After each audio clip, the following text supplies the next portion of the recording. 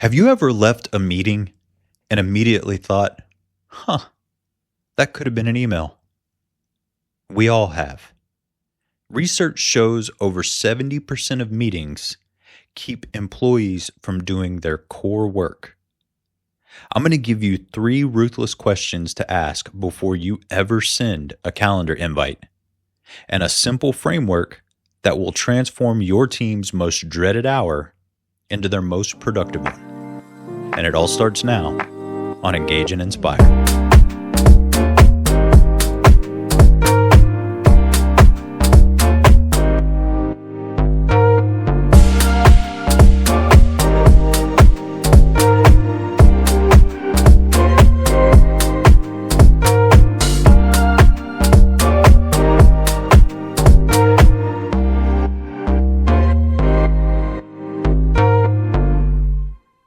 Welcome, leaders, to Engage and Inspire, the podcast where we move beyond theory and into the practical, data-backed tactics that build remarkable teams.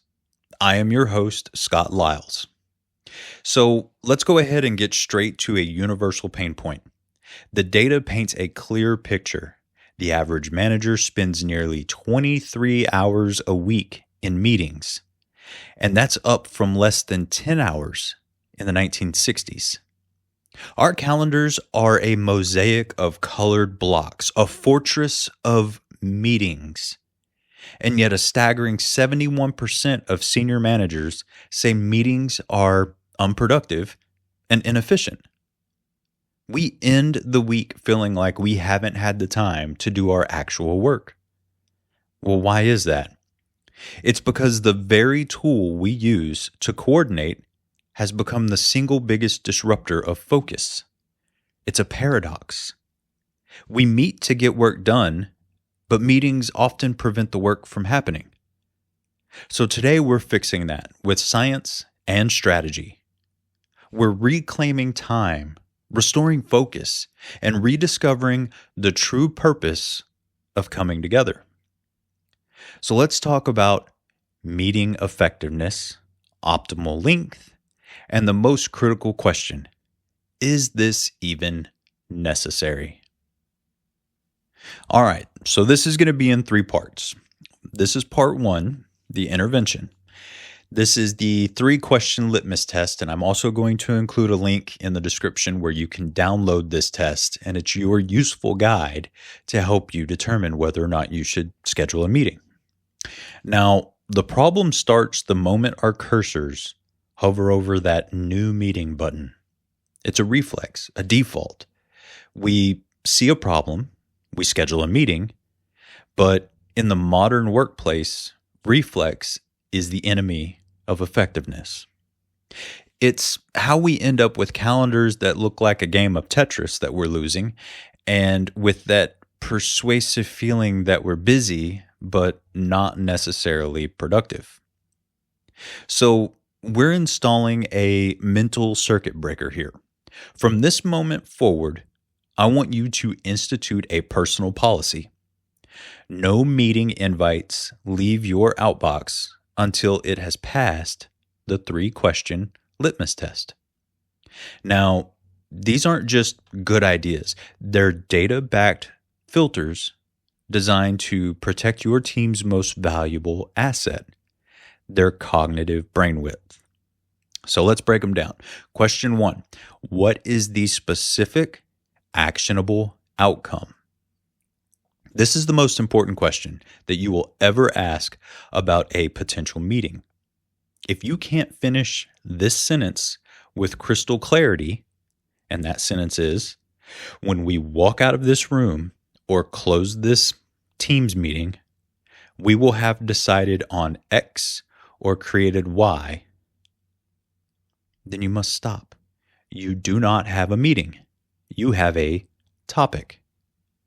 Vague outcomes are silent killers of productivity. Outcomes like discuss Q3 priorities, update on the marketing campaign, talk about the client feedback. These are agendas, not outcomes. They are invitations to meander. Instead, you need to be ruthless. Get specific.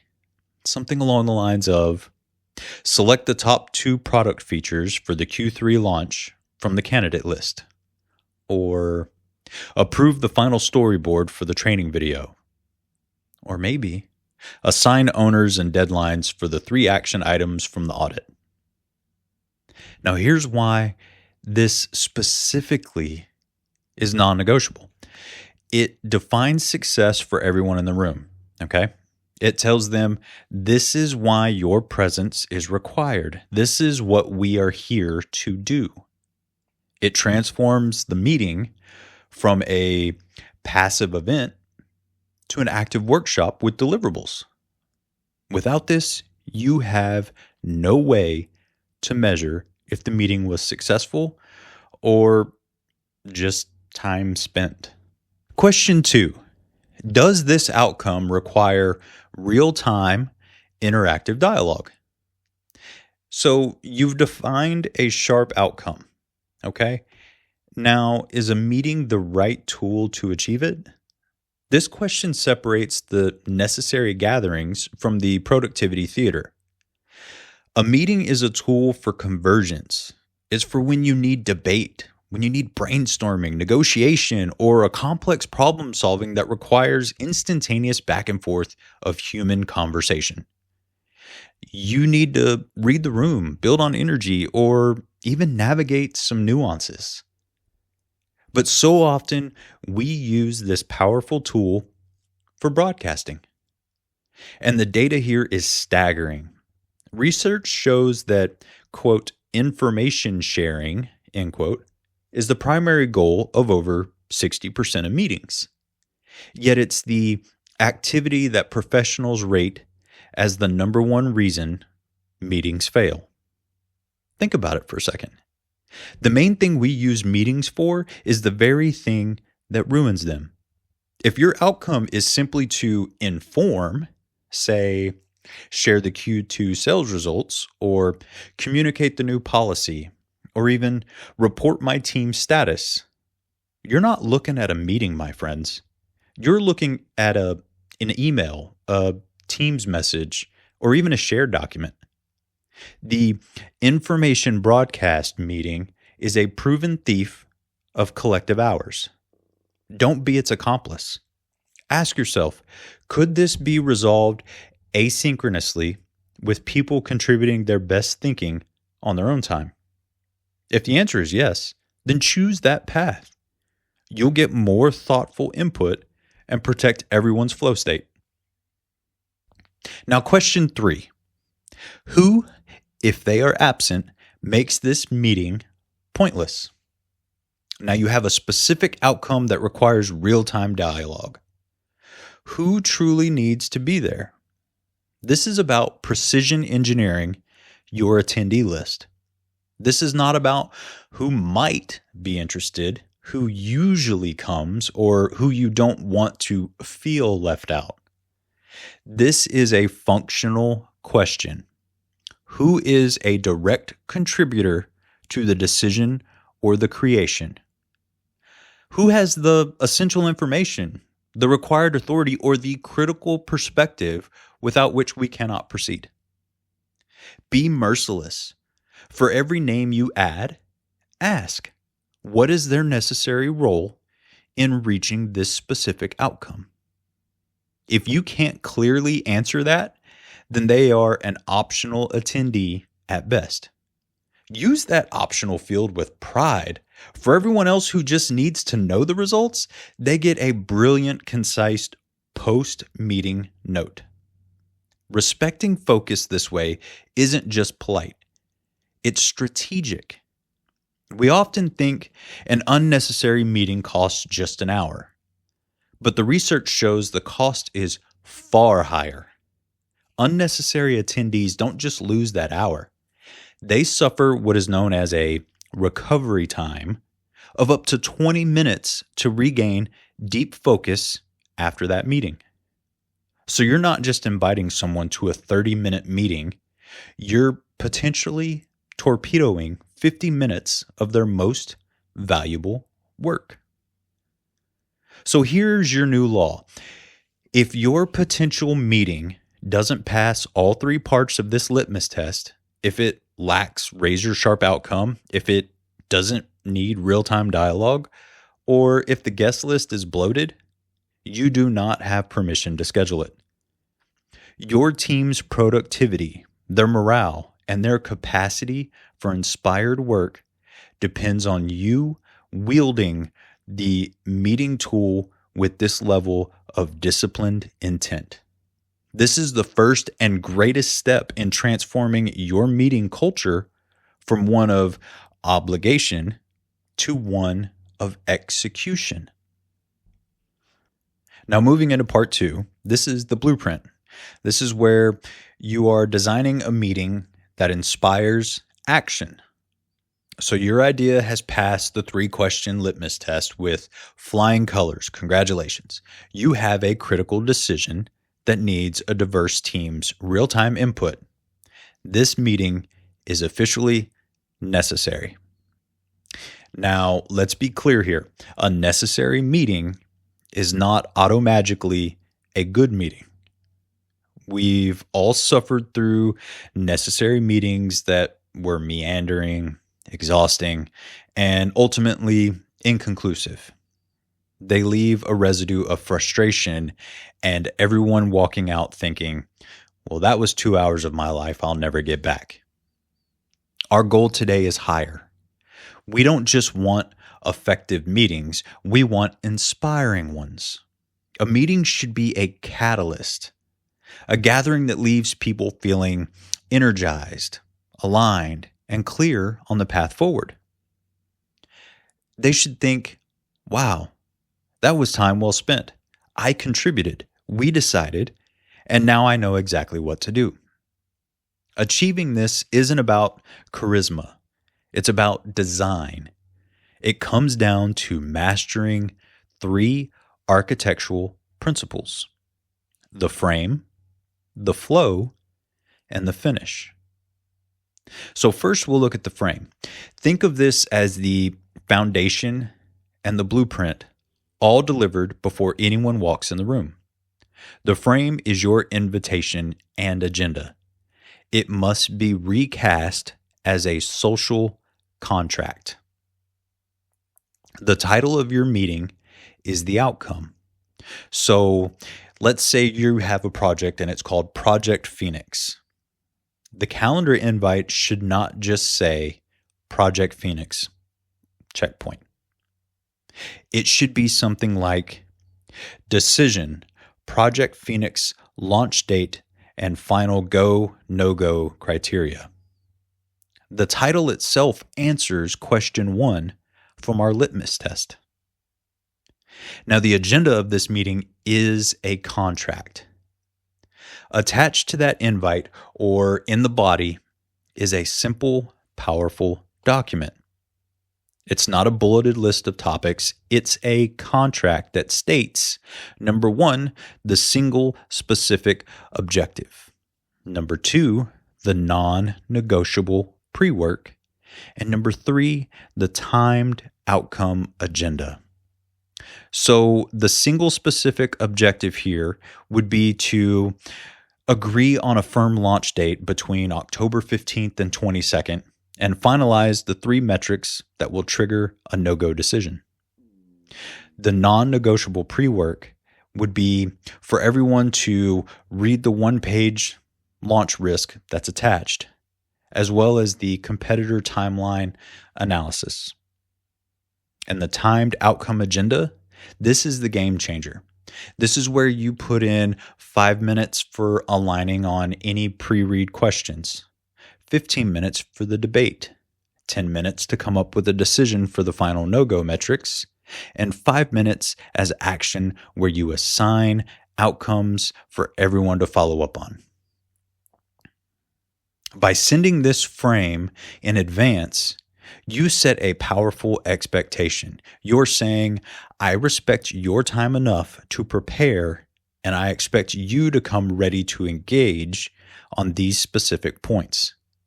It turns attendees into prepared participants.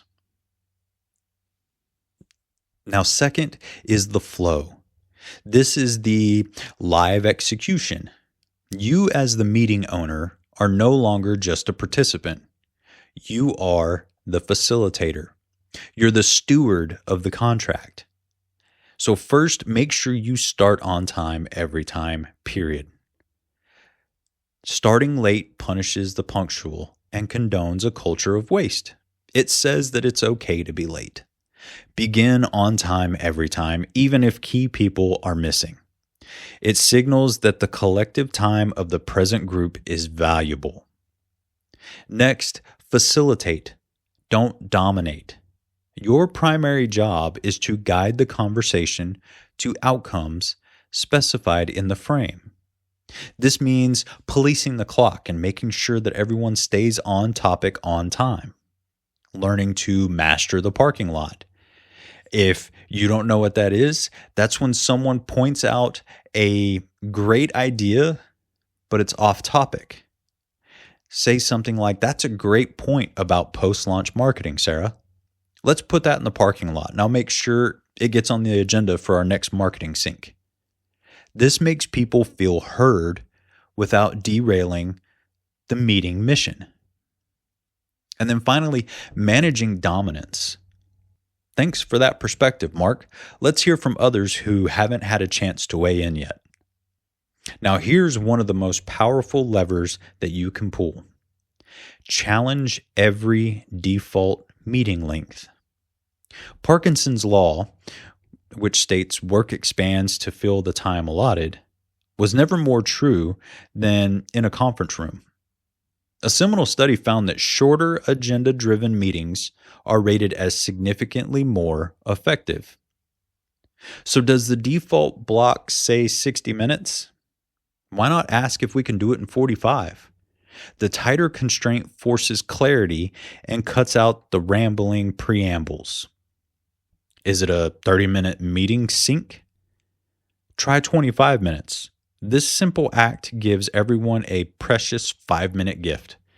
That time to mentally transition, to grab some water, or prepare for their next deep work block.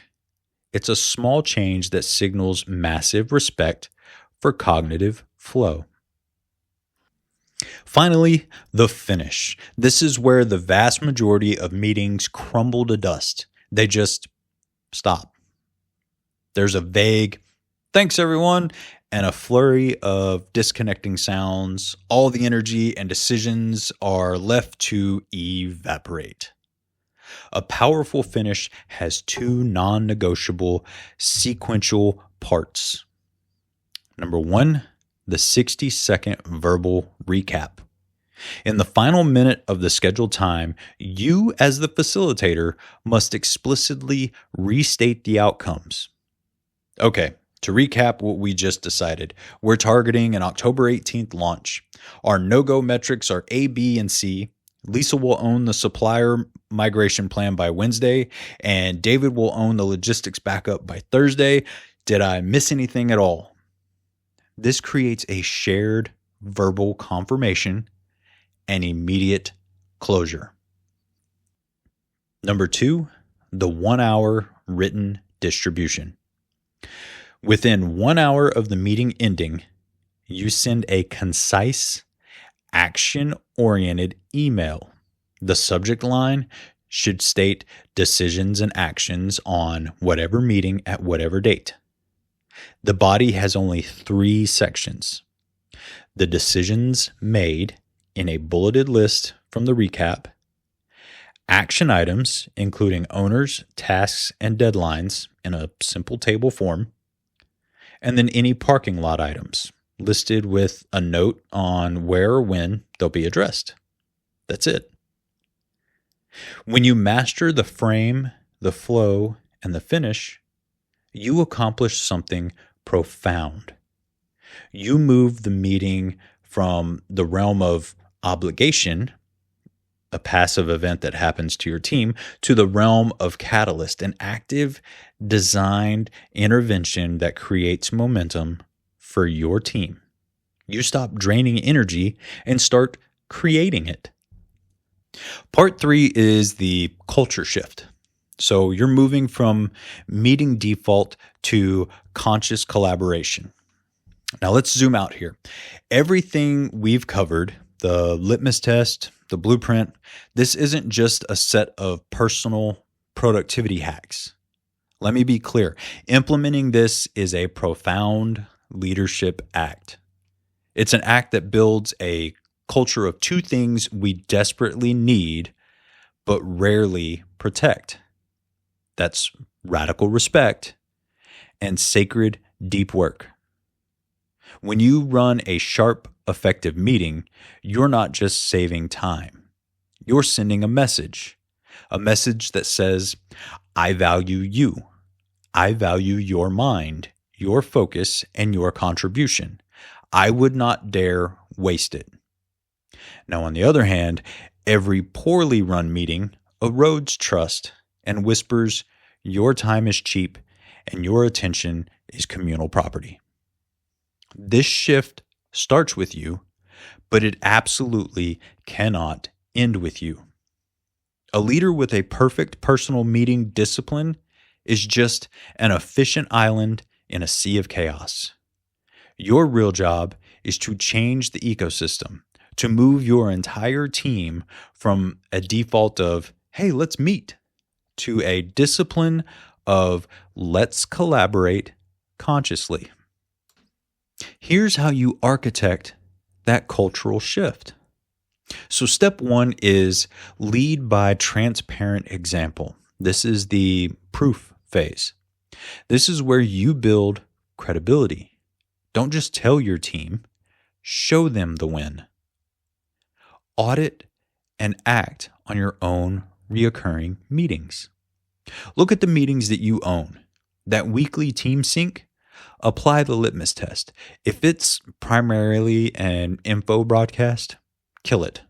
Replace it with a brilliantly structured, templated update in a shared doc or in a 3-minute async video. Then publicly celebrate the liberated time.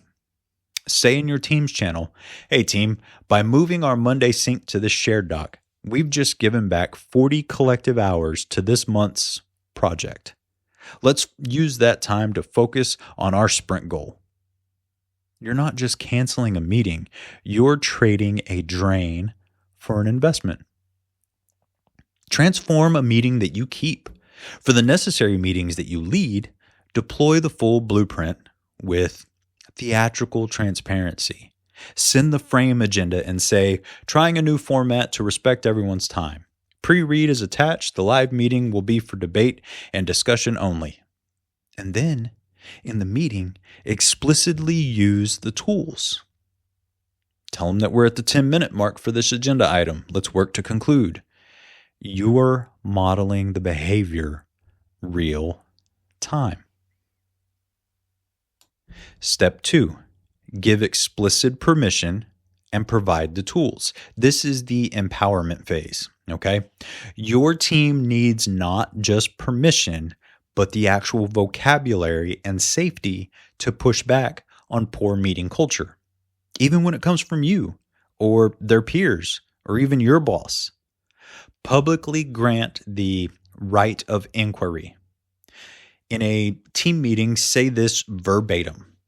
From now on, if anyone, including me, sends you a meeting invite without clear objectives in the description, I not only permit but expect you to ask, hey, can you share the goal for this meeting so I can come prepared? That question is not disrespectful. It's the highest form of professional respect. It helps us all be better. Provide them with the script. People fear being seen as difficult, so give them the words. For vague meeting invites, have them respond with, to make the best use of our time, could we clarify the desired outcomes? For optional invites, thanks for the invite. Based on the goal, I don't think I'm a core decision maker here. I'd be happy to review the notes afterwards to stay aligned. For no agenda reoccurrence, would it be possible to get a brief agenda beforehand? It would help me contribute more effectively. Institutionalize the parking lot and the recap. Make these your team's norms. Rotate the facilitator role so everyone participates in stewarding the time. When these practices come from the team, not just you, they stick.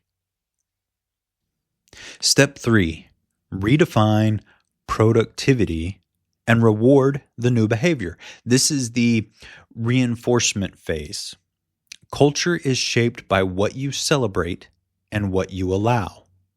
So shift the narrative. Stop praising busyness and packed calendars. Start praising focus blocks and documented decisions.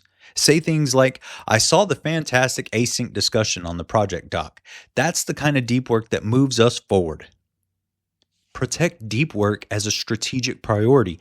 Be the barrier between your team and the organizational chaos.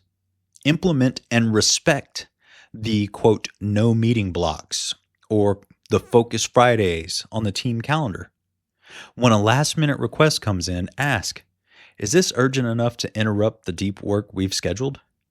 You're the guardian of their cognitive space. Measure the right things. Don't just count meeting hours. Start tracking the output of meetings. Things like decisions made, clear action items with owners, projects unblocked. Celebrate when a complex issue is resolved in one sharp 25-minute huddle instead of dragging it over 3 unfocused sessions. This is the ultimate goal here, folks. You are shifting the very default setting of your team. The unconscious reflex becomes not to schedule another meeting, but to choose the right collaborative tool. Is this a decision for a real-time huddle? Is this a problem for an async thread? Is this an update for a documented dashboard? When you make this shift, you stop being the manager of calendars and agendas. You become the architect of an environment where work actually happens.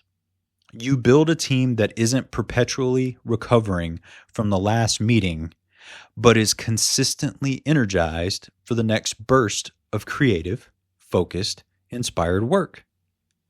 That is how you move from merely running meetings to truly inspiring action.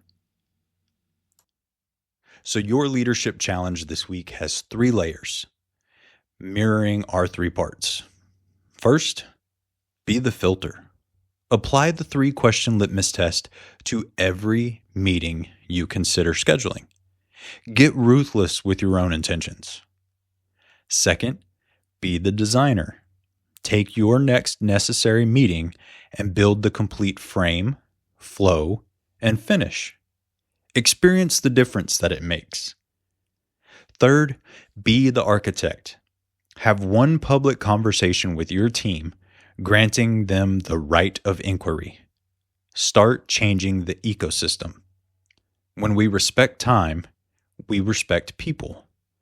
And when we inspire focused, purposeful work, we engage the full potential of our teams. Now, I'm going to include a link to the litmus test document that you can download for free. Next week, we're looking at defining leadership in 2026. It's going to be a great episode, so don't miss it. Make sure you like, share, and subscribe to the podcast so you never miss an episode. Leadership isn't about having all the meetings. It's about making all the meetings and all the moments in between count. So until next time, remember, keep engaging and keep inspiring. Take care.